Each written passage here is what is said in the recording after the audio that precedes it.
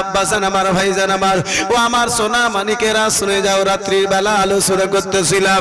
আমার কালকার মা বোনেরা ছিল, আব্বাজি আমার ঘর থেকে বের হতে আব্বা একটা চুল পর্যন্ত তাদের দেখতে পাওয়া যেত না, ভালো করে তাদের চেহারা দেখতে পাওয়া যেত না, শরীর তো দেখা দূরের কথায়। আব্বাজান আমার বেরাদার মুসলমান, ও মুসলমান, নবী মুস্তাফার বেটি ফাতেমা রাদিয়াল্লাহু তাআলা আনহা।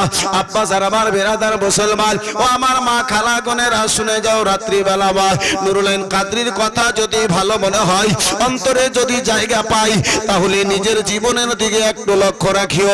ও মায়েরা গো, রাসূলুল্লাহ দুলারি বেটি ফাতেমা রয়েছে, মা নবী মুস্তাফার নিকটে ফাতেমাকে দাওয়াত দেওয়ার জন্য এসেছে। ওই মক্কা নগরের মহিলা গুণেরা, পয়সাওয়ালী সম্মানিত ব্যক্তিগণদের মহিলা গুণেরা আমার রাসূলুল্লাহর নিকটে এসেছে। ইয়া রাসূলুল্লাহ, ইয়া হাবিবাল্লাহ, নবী গো, ও মুহাম্মদ ইবনে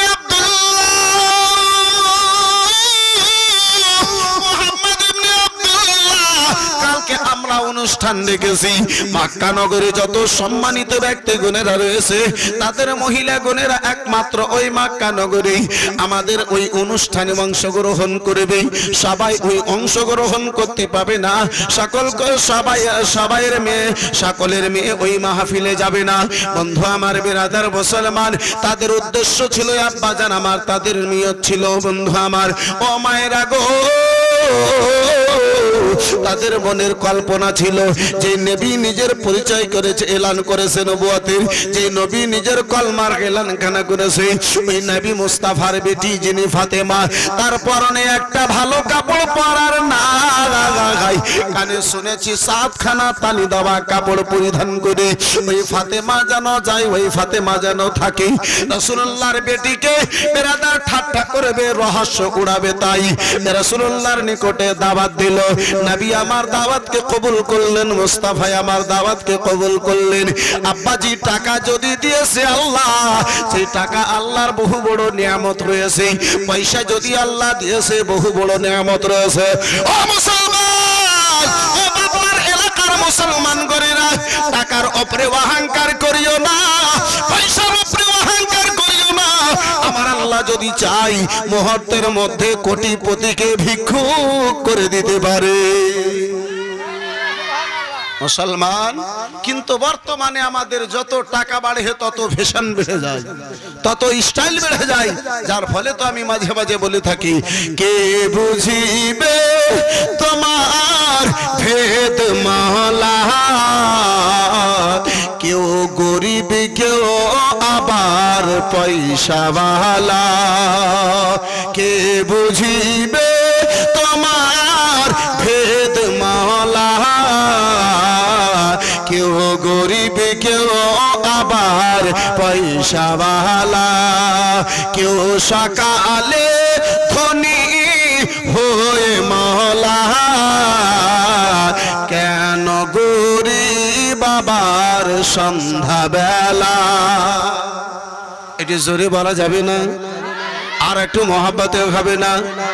আলো করে শোনা করতেছিলাম আব্বাজান আমার ও আমার মা খালা বোনেরা, শুনে যাও, রাত্রি বেলা মা নবী মুস্তাফার বেটি ঠাট্টা উড়াবে, তাই মক্কা নগরের কাফির গণদের মহিলা গণেরা, বেটি গণেরা এসে দাওয়াত দিয়েছেন। নবী আমার কবুল করেছে। রাসূলুল্লাহ বেটি ফাতেমাকে ডাকেন, আব্বাজান বেটি ফাতেমাকে ডাকেন। বেটি ফাতেমা রাসূলুল্লাহর নিকটে এসেছে, বলে আব্বাজান আদেশ করুন। আব্বা বলে, আব্বা কি আদেশ? আব্বাজান আদেশ করেন, বেটিকে নবী মুস্তাফা আমার বলে, বেটি ফাতেমা রে, ও আমার কলেজার টুকরা ফাতেমা, ও আমার কলেজার টুকরা ফাতেমা, ও আমার নয়নের তারা ফাতেমা, ও ফাতেমা, আজকে মক্কা নগরের পয়সাওয়ালাদের বিটি গুণেরা তোমার দাওয়াত নিয়ে আমার নিকটে এসেছিল, তোমার পক্ষে থেকে দাওয়াত খানায় আমি কবুল করে নিয়েছি ফাতেমা। ও ফাতেমা গো, ফাতেমা দাওয়াত পূর্ণ করার কাজ হলো আবার, আর দাওয়াত কবুল করার কাজ হলো বেটি ফাতেমা আমার। দাওয়াত খানা পূর্ণ করে দেওয়ার কাজ হলো বেটি তোমার। ফাতেমা আব্বা জানের নিকটে হাতখানা বেঁধে বলেন, আব্বা জান, ও আব্বা জান, আব্বা গো, আমি আপনার বেটি ফাতেমা, আপনার কথার এক চুল বাইরে আমি চলবো না। নবীর বেটি ফাতেমা নবীর আদেশের এক চুল পরিমাণ বাইরে চলে না। আমার বেটি রহিমা রাত 12টাতে অপর ছেলেকে মিসকল মারতে আব্বাজি আমার ছাড়ে না। জি মুসলমান, মোবাইলকে দেখে, নাটক দেখে, নাটকে নিজের জীবনকে ফেলিও না। নুরুল কাদরি বিরাদার মুসলমান আলোচনাকে আম্মা গো একটু কানের মাথার কান দিয়ে নাই, অন্তরের কান দিয়ে শ্রবণ করুন। যদি অন্তরে জায়গা ফাঁকা থাকে মা বোন বেটি বোনেরা একটু নুরুল কাদরির আলোচনাকে বক্তব্যকে অন্তরে জায়গা দিও। রাসূলুল্লাহর বেটি ফাতেমাতে বলে, আব্বা জান দাওয়াতে চলে যাব আব্বা, কোনো কথা নাই। আব্বা জান আপনি কবুল করেছেন, আমি দাওয়াত খানা পূর্ণ করব, কোনো ব্যাপার নাই। তাহলে আব্বা জান আমি শুনেছি আব্বা জান ওই বড় লোকদের বেটি বোনেরা মক্কা নগরে ভালো ভালো কাপড় মাজার থেকে, দোকান থেকে খরিদ করে নিয়ে এসেছে।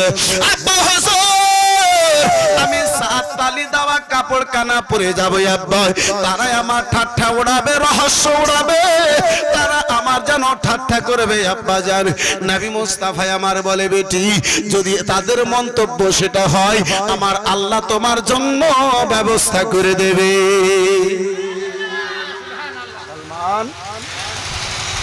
ফাতেমার জন্য জান্নাত থেকে হযরতে জিবরিলে আমিন কাপড় নিয়ে এলেন। ফাতেমা এমন জান্নাতি ফাতেমা সেজে রওনা হলেন, তাদের নিকটে গেলেন যে ফাতেমার ক্যারেক্টার দেখে, ব্যবহার দেখে ওই কাফিরের মেয়ে বোনেরা বিরাদার নবী মুস্তাফার কলমা পড়তে বাধ্য হয়ে গেল। জোরে বলুন। নবীর বেটি ফাতেমাকে দেখে কাফিরের মেয়ে বোনেরা কলমা পড়ে। আমাদের বিটিকে দেখে চিন্তা করতে হয় মুসলমানের বিটি যাচ্ছে না কোনো হিন্দুর মেয়ে যাচ্ছে।